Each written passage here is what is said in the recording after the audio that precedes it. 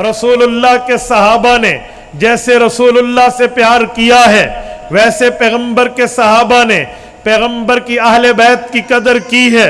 और जिस तरह पैगंबर की अहले बैत ने पैगंबर करीम की इज्जत को बजा लाए हैं, ऐसे पैगंबर की अहले बैत पैगंबर करीम के साथी, पैगंबर के यार, जानिसारान, वफादारान, दिलदारान की उसी तरह कदर करते हैं। अगर मैं आपके सामने इन दोनों की तारीफ रख के बात को शुरू करूं तो तवज्जो रखना, रसूलुल्लाह की अहले बैत का मतलब ये है, अहले बैत ये दो लफ्ज हैं, बैत घर को कहते हैं, अहल का माना है वाले, अहले बैत घर वाले, अहले खाना को अहले बैत कहते हैं। इसे आले मोहम्मद भी कह सकते हैं, अहले बैत मोहम्मद भी कह सकते हैं। मेरे दोस्तों, जो पैगंबर का अहले खाना है, जो फर्द पैगंबर का फैमिली मेंबर है, जो फर्द रसूलुल्लाह के घर का बंदा है, वो पैगंबर की अहले बैत है। मेरे दोस्तों, ये बात ज़हन में रखना, मौजूदा दौर में आज अहले बैत के मकाम को इतना मुश्तबे कर दिया गया है कि आम बंदे ने पैगंबर की असल अहले बैत को भुला दिया है। आम बंदा पैगंबर की औलाद को अहले बैत समझता है कि सिर्फ औलाद अहले बैत है, या थोड़ा सा आगे बढ़े रसूलुल्लाह के नवासे और नवासियों तक बात करके बात खत्म कर लेता है।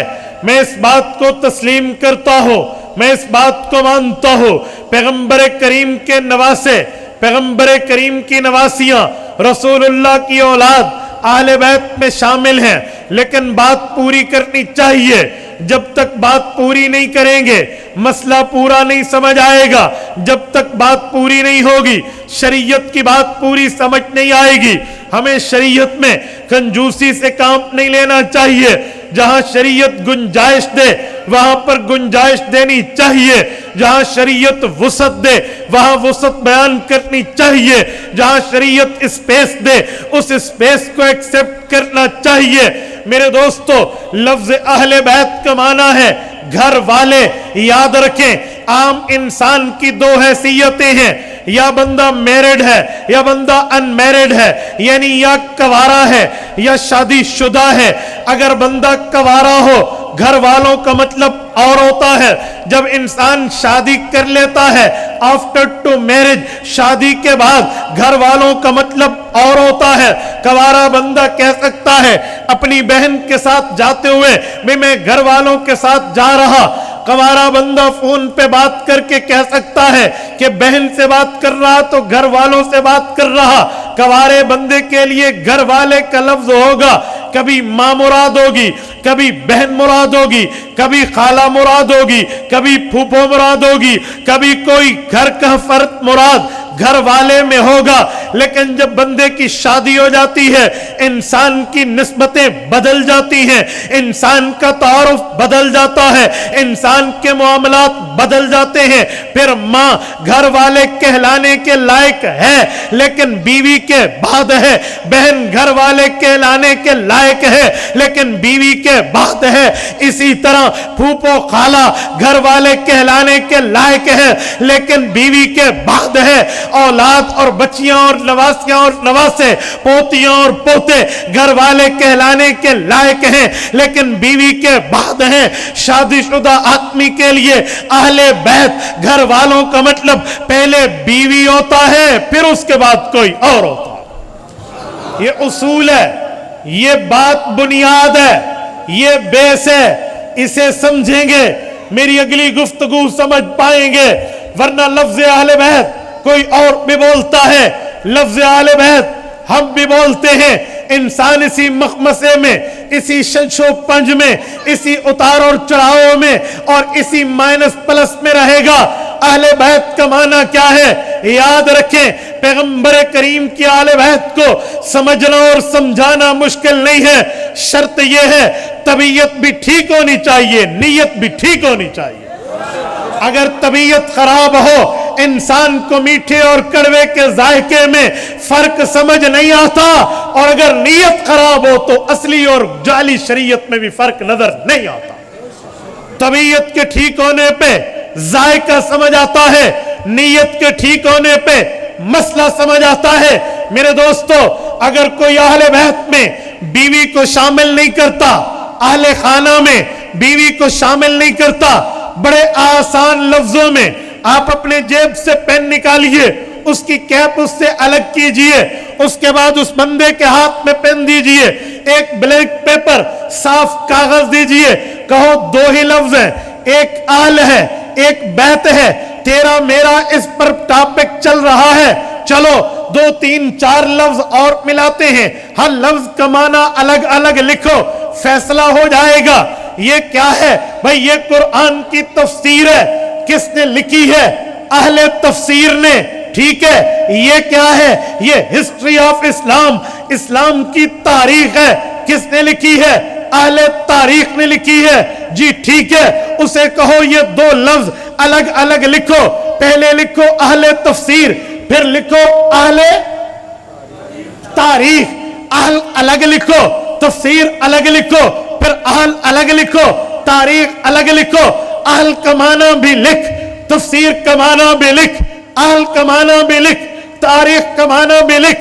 وہ یقیناً یہی لکھے گا، اہل تفسیر تفسیر والے، اہل تاریخ تاریخ والے، تو اسے کہو اہل بیت گھر والے۔ ادھر معنی کیوں نہیں ہوتا؟ اور پھر بتا، جب رسول اللہ پہ لفظ اہل بیت کی فضیلت والی آیت اتری، سورت کون سی؟ سورت نمبر 33، نام کیا؟ سورت احزاب، پارہ کون سا؟ پارہ 22، صفحہ کون سا؟ 22 پارے کا پہلا صفحہ، اور سورت کی آیت کون سی؟ اتفاق ہے سورت نمبر بھی 33، آیت نمبر بھی 33۔ بتا، اس میں اہل بیت کا لفظ آیا؟ کہتے ہیں جی آیا۔ بھئی کیسے آیت؟ کہا اللہ فرماتے ہیں انما یرید اللہ لیذہب عنکم الرجس اہل البیت ویطہرکم تطہیرا۔ رب کا ارادہ ہے اے پیغمبر کے گھر والوں، اللہ تم سے پلیتی کو دور کر دے اور تمہیں ایسا پاک کرے جیسے پاک کرنے کے لیے ایک ماڈل، ایک آئیڈیل، ایک نمونہ چاہیے، رب تمہیں ویسے پاک کر دے۔ اب یہ بتا حضور پہ کب اتری؟ پیغمبر کی عمر کتنی تھی؟ کہتے ہیں وفات سے 2 سال پہلے اتری ہے۔ میں نے کہا بتا عمر کتنی تھی؟ کہتے 61 سال تھی۔ اب یہ بتا حضور کی اس وقت شادی ہوئی تھی یا حضور پاک کبارے انمیرڈ تھے؟ کہتے نہیں، 25 سال کی عمر میں پہلی شادی ہوئی۔ میں نے کہا لفظ ہوا اہل بیت، معنی ہوا گھر والے، کبارے کا معنی اور ہے، شادی شدہ کا معنی اور ہے۔ اب جب لفظ اہل بیت اترا، وفات سے 2 سال پہلے اترا، سن 9 ہجری میں اترا، حضور پاک شادی شدہ تھے، اب اہل بیت میں بیوی شامل کیوں نہیں ہے؟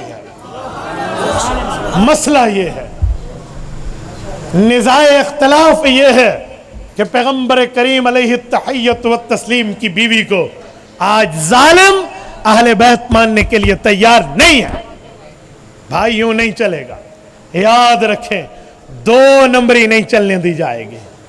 اہل حق زندہ تھے، زندہ ہیں، زندہ و جاوید رہیں گے۔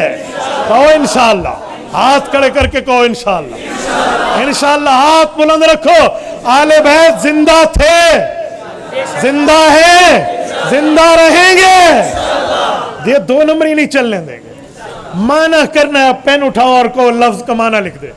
تاریخ لکھتے وقت اہل تاریخ کا معنی تاریخ والے، تفسیر لکھتے وقت اہل تفسیر کا معنی تفسیر والے، ملک سے باہر اہل پاکستان کا معنی پاکستان والے، اہل محلہ کا معنی محلے والے۔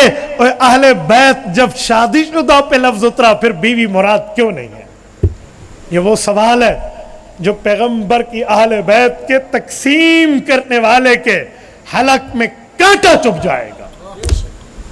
چھوٹا موٹا کانٹا نہیں ہے، پکا کانٹا چبھے گا۔ اور میں بعض اوقات حیران ہوتا ہوں کہ اہل حق علماء کے ساتھ تعلق رکھنے کے بعد بھی میرا نوجوان خاموش ہو جاتے ہیں، اہل بیت پر پوری بات نہیں کرتا۔ نوجوانوں تمہیں کہتا ہوں، غیرت کی گولیاں کھانی پڑے، کیپسول کھانے پڑے، یا غیرت کی ڈرپس اور انجیکشن لگوانے پڑے، اہل باطل کو جواب دینا سیکھ جاؤ۔ یہ گنگا پن کب تک چلے گا؟ بولنا سیکھیں، سوال کرنا سیکھیں، اور غلط بات کوئی لکھے سوشل میڈیا پہ، یہ غلط بات کا کوئی آپ کو واٹس ایپ کرے یا غلط کیمنٹس کرے، اس سے سنجیدہ انداز میں، آئین اور قانون اور سنجیدگی کے دائرہ میں رہتے ہوئے حق کی آواز پہنچانا آپ کی ذمہ داری ہے۔